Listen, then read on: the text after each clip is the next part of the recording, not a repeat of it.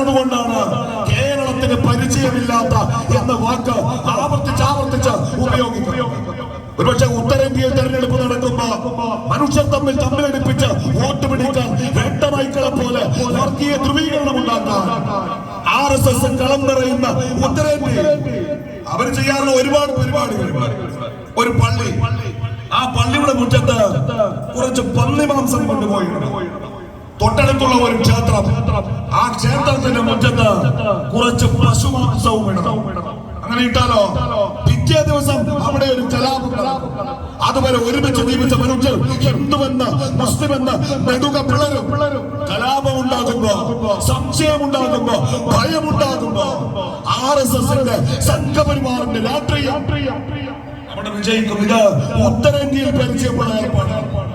കേരളത്തിൽ ഈ കഴിഞ്ഞ കാലത്ത് ഏതാണ്ട് 6.5 പതിറ്റാണ്ടിലേറെ കാലത്ത് പ്രബുദ്ധമായ മലയാളക്കരയുടെ രാഷ്ട്രീയ ചരിത്രത്തിൽ ഒരുപാട് തെരഞ്ഞെടുപ്പുകൾ കണ്ടവരാണ്, ഒരുപാട് തെരഞ്ഞെടുപ്പുകളുടെ പ്രചരണങ്ങൾക്ക് സാക്ഷ്യം വഹിച്ചവരാണ്, ഒരുപാട് തെരഞ്ഞെടുപ്പുകളിൽ വോട്ട് ചെയ്തവരാണ്. പക്ഷേ കേരളത്തിൽ ഒരിക്കൽ ഈ രൂപത്തിൽ പച്ചയായ ഒരു വർഗീയത തെരഞ്ഞെടുപ്പ് പ്രചരണത്തിന്റെ ഭാഗമായി നമ്മൾ കണ്ടിട്ടേ ഇല്ല.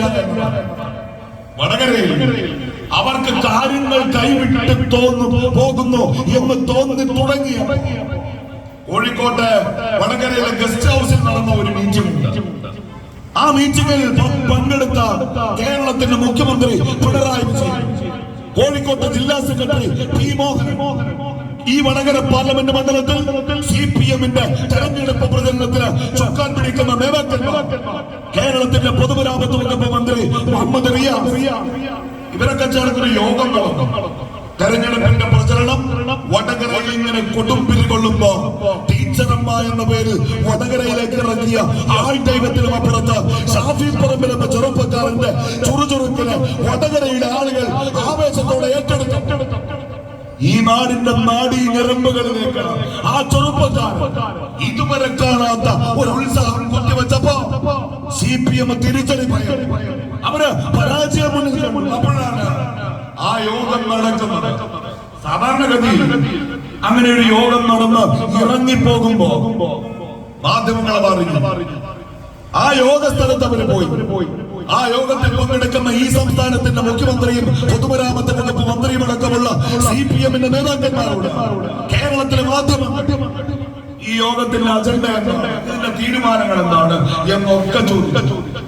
ഒന്നും മിണ്ടാതെ തല കുമ്പിട്ട് ആ നേതാക്കന്മാർ മടങ്ങിയ അന്ന് വൈകിട്ട് മുതൽ രാഷ്ട്രീയ പ്രബുദ്ധതയ്ക്ക് പേര് കേട്ട വടകര പാർലമെന്റ് നിയോജക മണ്ഡലത്തിലെ തെരഞ്ഞെടുപ്പ് പ്രചരണത്തിന്റെ LDFന്റെ തെരഞ്ഞെടുപ്പ് പ്രചരണത്തിന്റെ ഒരു സ്വഭാവം അത് മാറാണ്. ഇവിടെ സൂചിപ്പിച്ചല്ലോ, സ്ഥാനാർത്ഥിയുടെ പേരാണ് ആദ്യത്തെ ചർച്ച. ആ പേരുള്ള സ്ഥാനാർത്ഥി വന്നപ്പോഴാണ് അത്ര മുസ്ലിം ലീഗുകാർ ചാടി ഇറങ്ങിയത് എന്നാണ്. ഞാൻ സംസാരിക്കുന്നത് എന്റെ മുൻപിലിരിക്കുന്ന മുസ്ലിം ലീഗിന്റെ പ്രവർത്തകരോടല്ല. ഈ വടകര അങ്ങാടിയിൽ മുസ്ലിം ലീഗിന്റെ ഈ പൊതുയോഗം വീക്ഷിക്കുന്ന ഞങ്ങളുടെ സഹോദര സമുദായത്തിൽ മറ്റു രാഷ്ട്രീയ പാർട്ടികളിൽ പ്രവർത്തിക്കുന്ന മനുഷ്യരോട് ഈ വടകരയിലേക്ക് K. മുരളീധരൻ വന്നിട്ടുണ്ട്. ഈ സതീദേവിയും ഇടതുപക്ഷത്തിന്റെ സ്ഥാനാർത്ഥികളും 1.5 ലക്ഷം പേരും വോട്ടിന് വിജയിച്ചു പോയ വടകര പാർലമെന്റ് മണ്ഡലത്തിലേക്ക് 2009 മുല്ലപ്പള്ളി രാമചന്ദ്രൻ വന്നിറങ്ങിയിട്ടുണ്ട്.